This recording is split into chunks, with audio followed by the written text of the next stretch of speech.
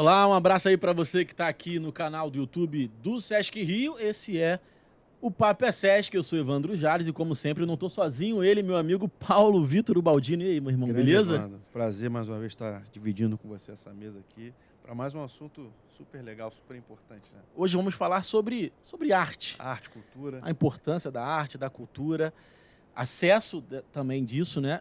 Enfim, temos dois convidados mais do que especial. Eu vou começar apresentando ele, Marcelo Campos. Ele é curador-chefe do Museu de Arte do Rio e também curador-consultor do Sesc Rio na área de artes visuais. Doutor em artes visuais pela Escola de Belas Artes da UFRJ, professor associado do Departamento de Teoria e História da Arte do Instituto de Arte da UFRJ e realiza a curadoria de exposições desde 2004 em diversas instituições do Brasil. Marcelo, obrigado pela presença. Prazer receber você aqui. Prazer estar aqui também com vocês.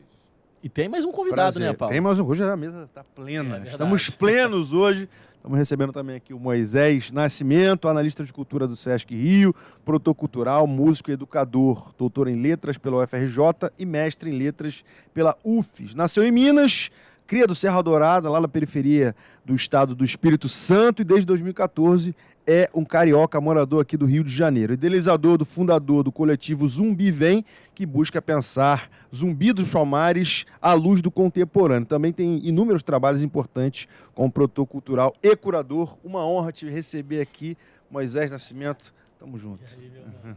Salve, salve, rapaziada. O prazer é meu. Que legal. Nesse ano de 2023, a gente teve um acontecimento, né, que foi a criação do Centro Cultural Sesc Tandinha, que representa muito, né, para a cultura no Rio de Janeiro. E essa é a minha pergunta inicial para vocês. De repente, eu vou direcionar até ela agora para o Marcelo, que é repetindo o que eu acabei de falar. Que importância é essa? O que, de fato, tem de influência esse Centro Cultural para o Rio de Janeiro, apresentando artes, diversidade, enfim? Bom, eu acho que um centro cultural ele tem um compromisso com a programação, né? Com a regularidade de uma programação. E no Centro Cultural Quitandinha, Sesc Quitandinha, a gente tem já um público muito grande, né? Muito expressivo, que visita a região, o jardim, o lago, e visitava antes um prédio que estava até então vazio, né? E transformar o Quitandinha no Centro Cultural é manter uma programação e manter um público, digamos, mais fiel ao Centro Cultural, que pode assistir peças de teatro, ver exposições de arte, participar de programas educativos, né, com oficinas, ir a um restaurante, criar um cotidiano de cultura, né, e lazer ao mesmo tempo. Eu acho que esse é o desafio do Sesc Quitandinha. Que legal. E ali, né, professor, também cultuar um pouquinho da beleza ali também de Petrópolis, né? Também a gente tem uma colônia ali alemã, a gente vê muito, estava falando para o senhor antes de começar aqui, sempre que eu consigo, Evandro, Moisés, dá uma escapada, dá uma relaxada no final de semana, a gente dá um tirozinho ali em Petrópolis para levar a família, conhecer um pouquinho, está sempre muito bem cuidado, o prédio está sempre muito bem, enfim, manutenção está em dia, importante também falar disso aqui. Exatamente, eu acho que o Sesc tem essa missão, né, de não deixar fazer com que aquele prédio tão gigante, né, não consiga ser levado adiante. Então, acho que é um desafio, há projetos ali, a transformação de um novo cinema para o lugar, e é um prédio historicamente muito importante para as artes, né, no Brasil. Me corrija se eu estiver errado, por favor. Eu tenho a impressão, Moisés, Marcelo, que a arte, a cultura, o acesso à arte, ele não é tão valorizado no nosso país. Eu acho que tem poucos lugares como o Centro Cultural, Sesc Quitandinha. E aí, com essa minha percepção, talvez seja até um pouco redundante, mas eu queria entender um pouco mais esse paralelo, sabe? Assim, qual é o cenário do Rio de Janeiro com relação à arte e cultura? E como que a gente pode melhorar esse cenário do Rio de Janeiro, sabe? Vai lá, Moisés. Vai comigo? Eu acho que tem duas coisas importantes, acho, nessa conversa, né? Até voltar um pouco no Quitandinha, eu acho que o Quitandinha também mostrou o quanto, por mais que o Centro Cultural, né, mostrou que Petrópolis, toda uma visão, né, ele trouxe a referência alemã e tal, o que o Centro Cultural mostrou que, na verdade, a gente estava diante de um território como Petrópolis, que é um território preto em muitos aspectos, né? Talvez um pouco não notado exatamente porque aqui no asfalto, olhando para a serra, a gente sempre via Petrópolis, um lugar imperial e tal, né? Toda uma colônia, uma tradição. Mas a ida, pensá-lo como centro cultural, a gente descobriu quilombos, descobriu coletivos negros na cidade, né? Toda uma curadoria pensada tanto com a cidade, né? quanto com o Rio, quanto com o Brasil, percebeu com o território preto em muitos aspectos. Então, eu acho que o centro cultural também tem esse papel importante, sabe? E eu acho que isso já diz um pouco, né, de como é o cenário da arte no Rio de Janeiro. O papel do Sesc nesse aspecto, né? É muito forte, assim. As artes, ela, economicamente, a gente pode dizer que tem uma movimentação importante, né? Culturalmente. As artes têm um papel, até dentro do PIB, podemos dizer assim. Né? E o que uma instituição como essa fortalece é reconhecer isso. Acho que o papel de instituições de centros culturais como o MAR, como o SESC, é reconhecer isso, reconhecer a importância da cultura no sentido da fruição, mas também isso economicamente movimenta a cidade, né? Isso também economicamente movimenta, né, todo o entorno. Acho que por aí um pouco.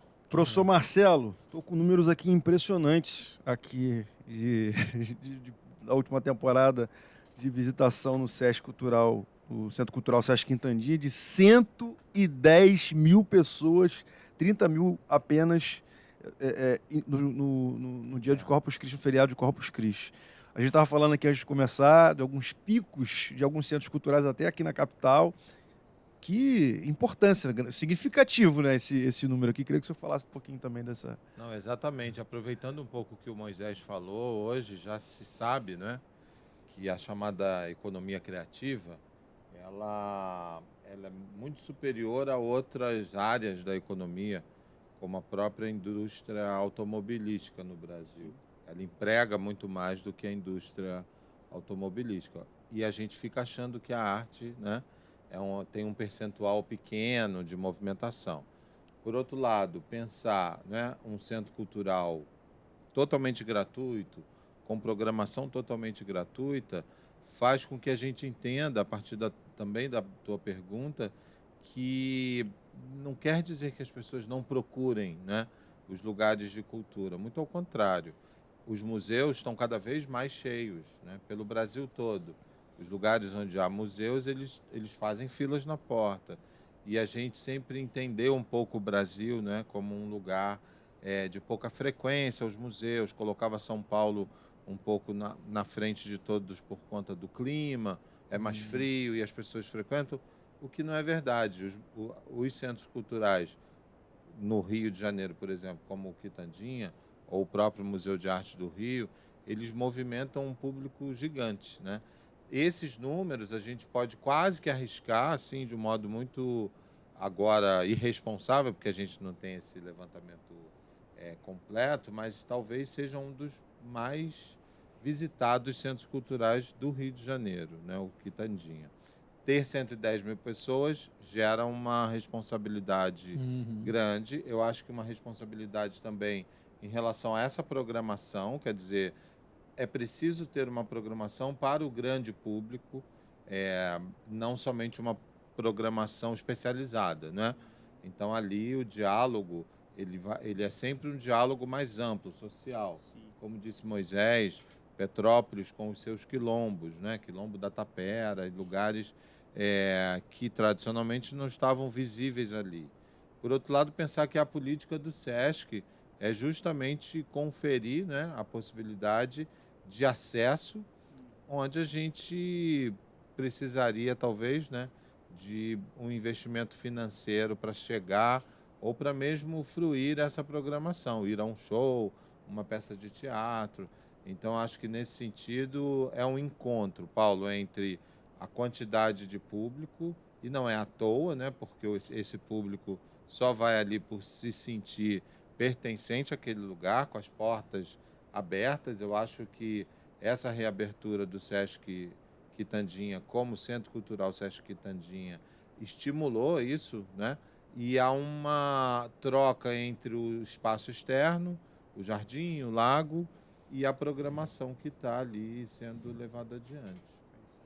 Uma sintonia legal. Eu acho que isso é bem importante ressaltar, essa sintonia que o Marcelo traz, mas vale ressaltar o papel da curadoria ali, que eu acho que não é à toa 110 mil pessoas, se a curadoria também não tivesse dando essa resposta, sabe? Eu acho que tem um casamento aí muito grande, sim, institucional, mas eu acho que mostramos através daquela curadoria, e esse público também se sentiu contemplado. O público que sobe para lá, para estar o público da cidade frequentando. Então, eu acho que é uma resposta coletiva aí que casa, né? É uma programação que também é pensada para esse público diretamente. Eu acho que se reconhecer numa obra de arte, se reconhecer numa música que está tocando, num artista que está ali, é o que faz com que um centro cultural se movimente também. Marcelo, você poderia explicar, para quem está assistindo a gente talvez não saiba, qual é o que faz um curador especificamente? Então, um curador, ele é um pesquisador, né? Uhum. O que faz um curador, se eu pudesse resumir numa palavra, seria pesquisa, né? Por outro lado, essa curadoria, ela é uma seleção, né? Uma pesquisa grande, onde você seleciona obras, artistas, ideias, assuntos, e você, por fim, organiza aquilo em relação, né, a um espaço físico. Pode ser uma galeria, pode ser um espaço externo. Então, você cria uma programação, né, que vem pautada numa pesquisa. A curadoria, por outro lado, é curioso pensar nessa palavra, ela funciona para lugares onde a programação não é fixa. Ou seja, um museu que tenha uma exposição que a gente chama de permanente, não precisa necessariamente da curadoria ele pode ser gerido sem a curadoria. Então, a curadoria é uma atividade de pesquisa, e essa pesquisa cria uma seleção de assuntos, obras, ideias, e você faz aquilo em diálogo, obviamente, né, com o público, que cada vez, como a gente estava falando da quantidade de público nos museus, né, o próprio público exige que o assunto tenha, como disse o Moisés, a ver com ele, né? Uma vez eu participei de uma pesquisa onde se perguntava ao jovem, né, o que você quer ver num museu? E aí eles não diziam a palavra tecnologia, interatividade, eles falavam a palavra história, e nem falavam a palavra arte, né? O que deixa a gente com um compromisso maior ainda, né? Porque não adianta você dizer, é a exposição de um grande artista. O público pode não se interessar, né? Mas quando você fala, eu vou contar uma história para você, que tem a ver até com as questões que envolvem autores, enfim, hoje conhecidos, como o próprio Ailton Krenak, né? Que é a possibilidade de você contar uma história para alguém. É como um papo, como esse papo que a gente está tendo aqui. A curadoria, ela tem essa função de estimular alguma coisa e fazer com que a outra pessoa se interesse para conversar um pouco mais, olhar um pouco mais, escutar, aprender ou dialogar, né, em relação àquilo que você vê numa curadoria. Legal. Posso fazer uma pergunta? Uma outra pergunta ampla. Talvez com uma resposta conceitual, filosófica, talvez. Estavam falando que lá no Centro Cultural a entrada é gratuita, totalmente gratuita, um público totalmente diverso. O que a arte causa, assim, em quem vai assistir, em quem consome? Uma pergunta muito braba para a gente responder, né, querido? Mas eu acho que talvez, não sei se a gente pode te dar uma resposta com precisão, mas eu acho que a arte, ela suscita perguntas, né? Eu acho que a nossa capacidade de estar surpreendendo, de estar surpreso diante do mundo, é necessário, é vital. A força vital que a gente tem, né, para enfrentar as coisas do cotidiano, né? Você estava falando do trânsito outro dia, né? Que acho que é o problema mais contemporâneo hoje de todos. Qual é a nossa capacidade de encantar com o mundo, ou de, pelo menos, se sentir surpreso diante da vida? Acho que a arte, ela te permite essas perguntas, né? Menos certezas, mais perguntas, né, diante da vida. Então, creio que por aí, acho que o que a arte pode nos trazer é talvez esse instante, sabe, em que a rotina está ali, né? Ela nos ceda geralmente. E é até bom, por vezes, que ela nos ceda daqui a colar, porque senão a gente ia ficar chorando o tempo todo. Mas a arte nos devolve essa capacidade de se espantar com o mundo, de se surpreender, de ser tocado por um assunto, por uma realidade que talvez não é a sua, né? Então, essa capacidade acho que a arte nos dá, né? De se colocar novamente em questão, de novamente se colocar em perspectiva, de observar, né? Acho que é necessário por isso. Pergunta braba e a resposta à altura. Aliás, puder completar aqui a resposta do Moisés, eu gosto de provocar reflexões. Eu gosto dessa expressão. Moisés, professor Marcelo, a gente tem a oportunidade aí de acompanhar alguns eventos do Sesc e a gente sempre sai transformado, né, Wando? Sempre sai transformado no olhar do público, de quem participa, da curadoria, dos profissionais que estão ali trabalhando para transformar aquilo ali realmente. Eu gosto dessa palavra. Provocar reflexões. Acho que a arte tem essa... E se provocou, se te levou à reflexão, é porque eu acho que o objetivo foi alcançado. Mas eu acho que o Marcelo tinha que responder essa pergunta. Fiquei pensando aqui, assim, eu vi isso se transformar também, né? Não era assim antes. Antes a arte causava um estranhamento, uma Espanto, né, curiosidade, um espanto, mas te deixava muito distante, né? Então você ia numa exposição de, enfim, artistas famosos e tal, de mundos outros, né? E eu acho que hoje, cada vez mais eu vejo no meu cotidiano, fazendo exposições, conversando com o público, os efeitos de um espelho, assim. Eu acho que hoje a gente não admite mais não estar incluído nas coisas, né? Então, uma exposição te inclui. Recentemente, uma criança, um menino jovem, uma criança negra, me abordou numa exposição querendo saber quem era o personagem. E eu falei, é o Luiz Gama, o primeiro advogado negro do Brasil. E ele fez questão de fazer selfie lá com a foto do Luiz Gama. Eu vejo, assim, cada vez mais esses lugares, né, que não são necessariamente os lugares da escola, da educação. É do tipo, eu também quero estar ali, né? Eu também quero um dia estar ali, né? Tocar, né? Ver o retrato da minha família. Se identificar também, né, professor? Total. Né, Moisés? Se identificar também. Acho que sim, acho que tem uma coisa de... acho que o Mar cumpre esse papel muito bem, né? De um museu que se coloca numa curadoria geralmente muito coletiva, de pensar, de trazer a periferia para dentro, da periferia se sentir representada ali dentro, né? Enfim, de dialogar nessa perspectiva, porque é isso, o entorno precisa, de algum modo, se ver ali. E eu acho que, sim, essa coisa do espelho que você traz, Marcelo, acho que é a chave da arte hoje em dia, né? Do diálogo, da pessoa se sentir ali, de poder subir no palco, ou do palco descer até ela, entendeu? Dela se sentir ativa. Acho que a palavra é essa. Menos contemplação e mais, tipo assim, eu sou ativo nesse processo, eu também componho essa poesia, eu componho esse quadro, sabe? Eu estou ativo nesse processo. Acho que o leitor quer ser mais ativo, né? Quer estar dentro, né? Ele quer... O público quer subir no palco e vice-versa. E a pessoa quer estar ali, de alguma maneira, dentro do quadro, né? Quer esse diálogo. Acho que atividade, digamos assim, o leitor, o espectador, as pessoas espectadoras, elas querem fazer parte, né? Elas querem não somente entrar, né? Tipo, assistir, contemplar, me parece. Perfeito. Professor Marcelo, fala um pouquinho para a gente sobre a exposição Oceano para Lavar as Mãos, cujo senhor é um dos curadores. Então, nessa consultoria que eu presto, né, para o Sesc Rio, a partir da curadoria, me foi dada essa missão, né, de inaugurar o Centro Cultural. A primeira coisa que eu pedi para fazer era tirar todas as paredes, digamos, que eram colocadas ali para as exposições e deixar o espaço como ele é, né? Isso é algo que acontece muito fora do Brasil, né? Que você ocupa os lugares históricos, né? Do modo que se pode ocupar, sem fazer o chamado cubo branco, né? Que é a sala ideal da exposição.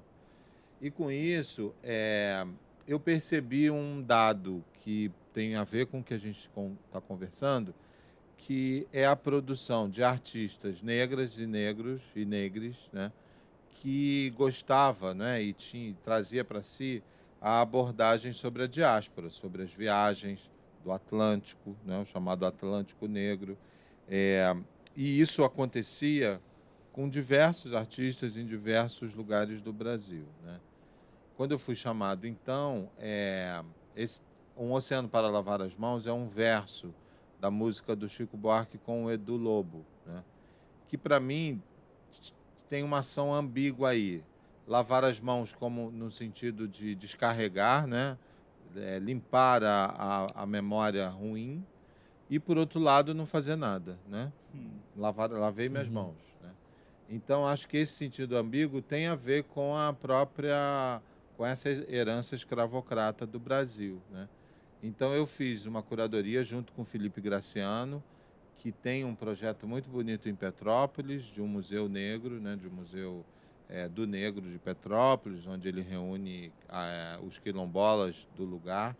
E nós fizemos essa curadoria selecionando artistas negros que abordam essa questão, né? A travessia do Atlântico, a escravidão, porque era muito comum nos museus antes você ver esse assunto em documentos.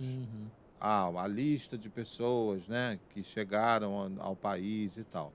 Só que isso não é um assunto tão simples assim, né, de você abordar exibindo um documento. O que aquele documento vai fazer? Você pode se revoltar, mas ele está dentro do museu, né? O que deixa você sempre numa certa sensação de estou ali de passagem só, passeando, e o assunto que é o que acontece com o Holocausto, né? Com essas questões mais dos traumas do mundo, né? E aí o Oceano para Lavar as Mãos, então, a partir desse verso, a gente traz essas imagens que lidam com as questões raciais. Então, é uma exposição que ocupa o Quitandinha de um modo instalativo, né? Sem ser necessariamente parede, e, por outro lado, traz a ideia da travessia do Atlântico, né? E como é que esses artistas hoje abordam esse assunto. Porque eu acho que tem uma atitude que a gente vem tomando nos museus, que é não exibir o trauma assim, né? De qualquer jeito. E há uma pensadora, enfim, chamada Grada Quilomba, que diz que isso deve estar na polícia, né? Quer dizer, a imagem, um documento da escravidão não pode estar numa coleção de um museu, tem que estar na polícia, os autos de um crime, né? E acho que o Oceano para Lavar as Mãos, então, traz essa vida, né? Que não é somente a vida de enfrentamento da tragédia, mas é a vida que sobrou. Então, tem uma artista que busca a sua família e consegue achar conexões na África, em Cachoeira. Ela é uma artista aqui de Niterói, e aí ela vai buscando a história dos seus antepassados. E é esse oceano que separa ela, né, dessa história. Então, é uma curadoria em torno disso. Olha, eu adorei a sua fala, Marcelo, porque eu lembro que quando apareceu o nome, eu fiquei assim, uau, como é que o Marcelo vai fazer essa costura? Pô?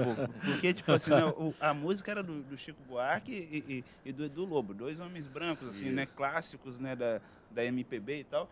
Um Oceano para Lavar as Mãos. Aí eu lembro que eu ouvi a versão do Djavan. Eu falei, pô, aqui já tem... A gente está diante de uma versão que já né, digamos assim, enegrece ali. Isso. E aí, agora faz todo sentido a sua fala, porque, de fato, assim como, digamos, o Centro Cultural Quitandinha, de alguma maneira, enegrece Petrópolis, que né, é de alguma a maneira, cidade de Pedro, né? Sim, e, de algum modo, vocês também, né, racializam o Chico Buarque e o Edu Lobo, né? Exatamente.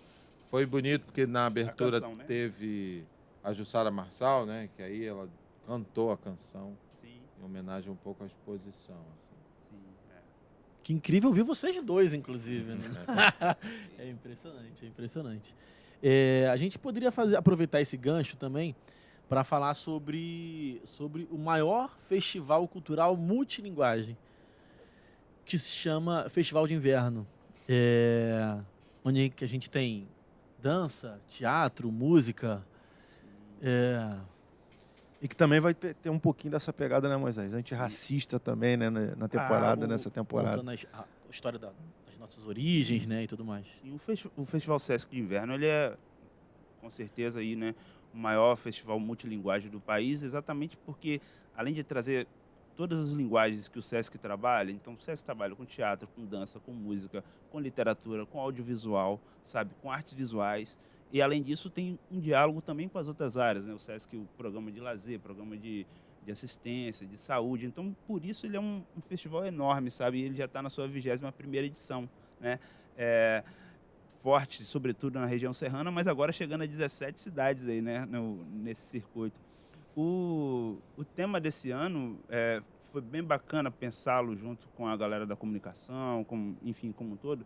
Pensar o SESC na área de cultura, chegou nesse conceito do entrelaçar, né? Entrelaçar ali, porque pensando que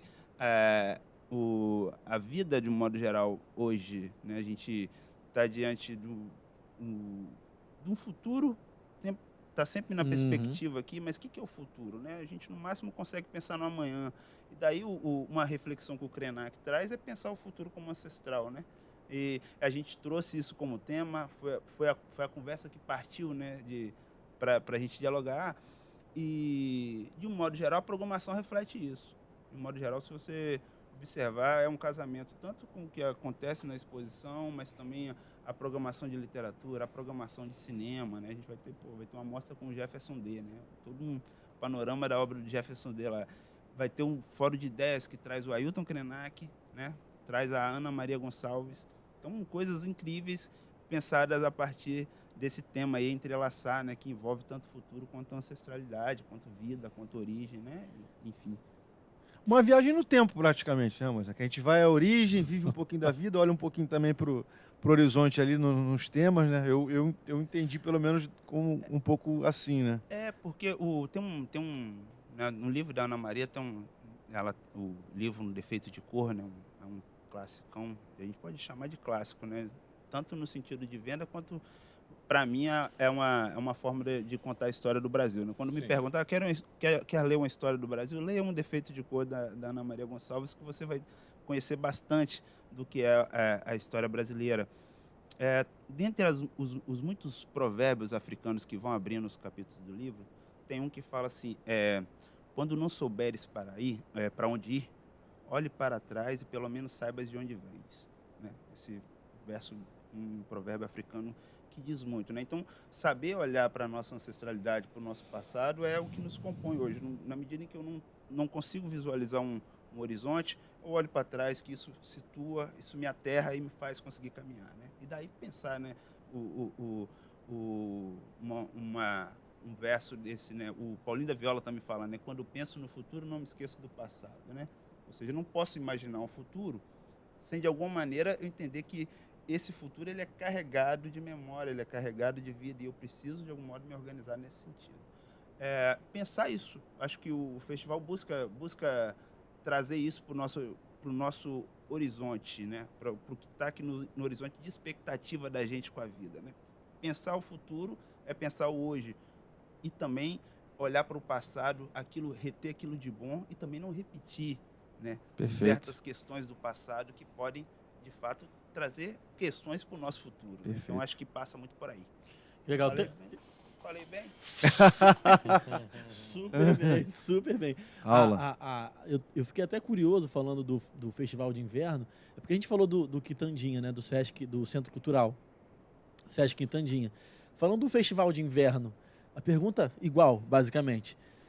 Qual a importância cultural que o Festival de Inverno tem para as localidades, assim, sabe? É isso, acho que vou responder a sua pergunta lembrando de um dado, né? 2020 e 2021, 2020 teve carnaval, né? Mas 2021 a gente não teve. Em 2022 a gente teve ali a retomada daquele carnaval que foi, né? Foi em abril. Tem um número exato que se pega assim, do feriado no Rio de Janeiro, de um ano para o outro. Você tem uma movimentação econômica na cidade de bilhões, assim, sabe? Exatamente porque o carnaval estava na cidade. Então, isso responde um pouco quando a gente fala de economia criativa, quando a gente fala da importância. É uma importância, sobretudo, econômica, sabe? As artes importam porque elas movimentam desde a barraca do cachorro-quente ao hotel da cidade, ao comércio, ao setor de serviço. As artes, elas têm essa movimentação. Isso passa por qualquer qualquer estrutura no campo artístico. Uma exposição faz essa mesma movimentação de público, do barraqueiro ao hotel, sabe? Então, tudo é a importância passa primeiro por aí. Depois, a importância de trazer uma programação quase que 100% gratuita. Algumas programações vão ter uma cobrança de ingresso muito baixo, assim, o SESC, né, na sua política cultural de tornar as coisas acessíveis, está praticando ingressos de 10 inteiras, 5 a meia, 2,50 para quem tem a carteirinha ali enquanto comerciário e tal. Então, é uma política de acesso. Então, as pessoas vão ter acesso a uma programação que, por vezes, na lógica, digamos assim, do mercado cultural comum, estaria muito mais caro os ingressos, né? Vídeo o que é um valor de um ingresso num festival e tal. No SESC, essa programação vai ser apresentada quase que 100% gratuita, com coisas muito pontuais. Então, o acesso é muito importante. Eu acho que você movimenta a economia, você permite que as pessoas estejam próximas de shows, de programações que, por vezes, não chega àquela localidade, né? A gente vai estar em Pociúncula, a gente vai estar em Penedo, vai estar em Cabo Frio, enfim, Casimiro de Abreu. Então, você leva uma série de programações para essas cidades, trazendo a cultura para perto, a arte para perto. Acho que sem sombra de dúvida, uma importância econômica, cultural e também afetiva, né? No sentido do afeto ali. Você traz isso para essa expansão de mundo que a gente está falando, né? Você garante que essas pessoas tenham uma vivência um pouco maior, um pouco mais...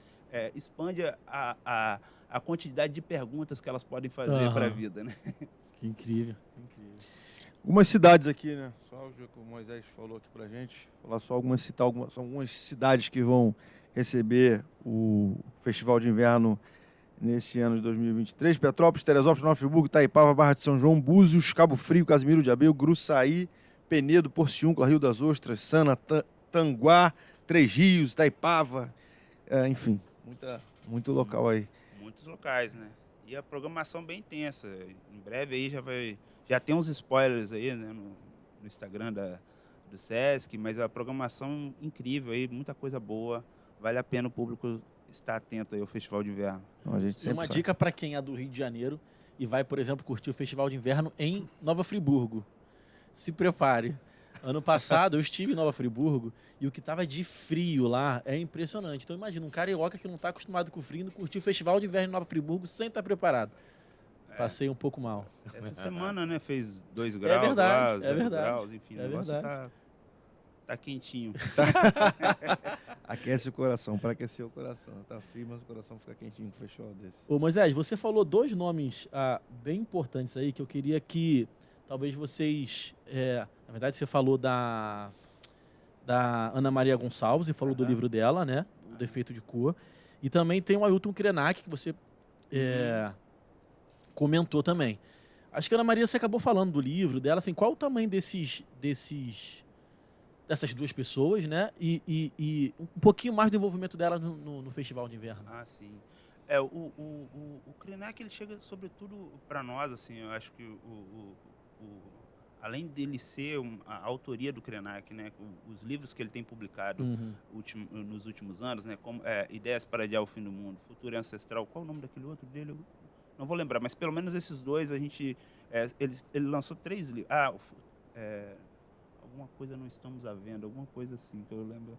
Mas enfim, só para o público... essa citação aqui já vai aguçar o público para ir atrás dos livros do Krenak, né? Então, a escrita dele é sobre isso, né? Tem falado como a ideia para adiar o fim do mundo, né? Pensando aí o fim do mundo no sentido de uma cultura extrativista em relação ao mundo, né? Então, pensar ideias para adiar o fim do mundo é pensar que mundo que eu quero que fique aqui, né? Um mundo que amamos, conta conosco, né? Para lembrar a frase do Alan Moore, né? A gente precisa cuidar disso aqui porque a gente ama a vida, né? Então, o Krenak pensa isso muito.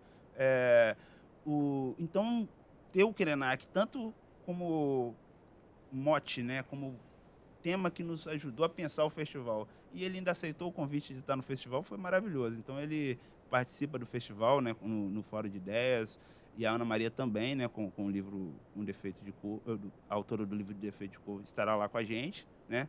Além disso, né, tem toda uma programação do Fórum de Ideias que traz a Morena Mariá, traz a Érica Malunguinho, e o que é mais interessante é que o Marcelo vai estar na mediação, né, e a apresentação desse Fórum de Ideias lá no Centro Cultural Quitandinha, né. Aliás, Responsabilidade. Não aliás, sei se é um convite de amigo ou não. aliás, eu acho que o Marcelo também já trabalhou muito com a Ana, né? Trabalha com a Ana e com o Krenak. Eu acho que você Sim. pode falar um pouco. Eu acho que a Ana tem, quer dizer, um defeito de cor. É um livro de história, na verdade, né? E refaz um pouco a própria noção da ficção, né? Que é um livro onde ela reúne diversas histórias de mulheres escravizadas, mulheres empreendedoras que compraram suas próprias alforrias. E ela vai construindo personagens, né? Que você reconhece. É um livro que ela lança lá um nome de um navio, por exemplo, né? De um tumbeiro, um navio negreiro, e você vai no Google e ele existiu exatamente com aquele nome, com aquele quantitativo de pessoas. Então é um livro até difícil de classificar, porque ele poderia, como disse o Moisés, ser usado, e é usado, né, nas salas de aula, assim, porque ele conta histórias reais, né, do Brasil. Eu vi que ela demorou 5 anos para escrever o livro e só levou Exatamente. desses 5, 2 ela só de pesquisa, né? Impressionante. Ela diz que reescreveu, se eu não me engano, mais de 15 vezes o livro do zero, né? Uhum. Jogava tudo fora, fazia de novo. Caramba. E ao mesmo tempo ele já está na 30ª edição, né? O que é raro, né, para um livro no Brasil. Então acho que também tem essa conexão, né? Sim. Como disse o Moisés, é um livro meio manifesto, assim, né? Que você se aproxima, muda a sua vida e ao mesmo tempo isso é levado adiante como um livro de história. Aham. E Krenak, desde a Constituição de 88, onde ele faz um protesto pintando o rosto de preto, né? Porque só naquela Constituição que os indígenas passam a existir nas leis, né, do Brasil. Então ele vem com essa mordaz, né? Assim, ele vem fazendo críticas diretas ao modo da gente viver, né? Então ele vai entender a natureza como um parente. Ele diz que a montanha é como um avô dele, então ele não entende por que cortam a montanha. E ele vai deixando a gente lá, né, assim, sempre comprometidos para mudar o mundo, né, mudar a vida. E, por outro lado, os livros do Krenak são falas, são palestras que ele dá e que são transformadas em livro, né? Então, acho esse encontro maravilhoso entre os dois. Érica Malunguinho, né, que também tem um quilombo urbano em São Paulo. Morena Mariá também, uma ativista, enfim. Eu acho que realmente é uma responsabilidade ali, né? Tá E que perto você deles. está à altura dela, pode ficar tranquilo. Bastante, né? Tem uma coisa boa do Krenak, que ele fala, né, quando ele fala das ideias para adiar o fim do mundo, né, e logo depois, assim, ele escreveu esse livro, né, e logo depois a gente teve a questão da pandemia, né? E aí esse livro ficou assim no imaginário, porque ficou ideias para adiar o fim do mundo e todo mundo tinha certeza que o mundo ia acabar logo ali, mas de fato acabou. A gente tem que entender que foram 700 mil pessoas mortas ali naquele período e a gente ainda não viveu, não processou esse luto ainda, né? A gente está nele aqui, né? Às vezes sedado um pouco no olhar, mas é um negócio bastante sério. E o que ele fala no livro que é muito interessante é que, tipo assim, o mundo dos indígenas, se a gente for pensar bem, né? Você pensa o que é 1500, né? Isso que o Ocidente chama de descobrimento, né, mas que aqui os indígenas vão ler como invasão. Ele fala assim, o mundo indígena ele já foi destruído ou tem sido destruído há 500 anos. E eles estão aí ainda, eles resistem. Então é como que ele vira o contrário, fala, é vocês que tem que dizer. Ele falou, a gente sabe resistir ao fim do mundo, vocês sabem, né? Tipo assim, os indígenas... Joga pra eles. Nós sabemos resistir ao fim do mundo, vocês sabem, tipo assim, a gente tem sobrevivido, a gente ainda está aqui, né? Então são questões como essa que nos aponta quando falamos de futuro ancestral, né? O que é isso, né? É sobretudo falando do hoje, né? O hoje diz o que é o amanhã, né? De alguma maneira. Então, ter os dois que são cosmovisões diferentes, né? É importante dizer isso, né? Que a gente está lidando com mundos diferentes, jeitos de enxergar o mundo de forma diversa, o modo como o indígena, os povos indígenas enxergam o mundo é de um jeito, o modo como a diáspora africana enxerga o mundo são outra forma de ler o mundo, né? E a gente traz isso para conversar, para dialogar, né? Acho que isso é bem importante. Incrível, legal. Vamos encerrar, Paulo? Vamos encerrar. Eu queria, inclusive, pedir... Eu vou pedir para o professor Marcelo, você pede para o Moisés, vou pedir para o professor Marcelo encerrar convidando as pessoas a visitarem o Centro Cultural Sesc Quintandinha, suas exposições, suas dependências. Por favor, professor. Pois é, eu acho que, enfim, motivos, né, não nos faltam ali para a gente poder subir a serra, ou estando na serra, visitar o Centro Cultural Sesc Quintandinha, totalmente gratuito, com programações de show, palestras, teatros, e ao mesmo tempo com a exposição O Oceano para Lavar as Mãos, que segue recebendo um público bem significativo. É um lugar para ir sozinho ou com a família também, com crianças, enfim. Estão todos convidados. Maravilha. Moisés, então eu queria te fazer também o pedido para convidar a galera para ir ao Festival de Inverno. Maravilha. Bom, como disse o Marcelo, motivos não faltam. O festival tem uma programação incrível na região serrana, uma programação incrível nas diversas cidades. Só tem coisa boa, festivais com muitos artistas, muitos shows musicais, exposições maravilhosas, né? Tem uma exposição sendo pensada para cada uma das cidades também, uma exposição coletiva, né, pensada para cidades, com uma curadoria linda, só de mulheres. Então, acho que coisas muito boas de cada linguagem acontecendo, vale a pena. É isso. Moisés, obrigado aí pela presença aqui, um prazer receber vocês. Obrigado. Marcelo, professor. obrigado, incrível, Prazer, obrigado pelo prazerzão. papo, pela troca. Vocês que estão assistindo a gente aí, galera, não esqueçam de se inscrever no canal. Ativar o curte, sininho ative o também, sininho, manda ficar esse ligado episódio aí. para o máximo de pessoas aí que você puder. E um abraço, até a próxima. Até a próxima. Tchau. Valeu!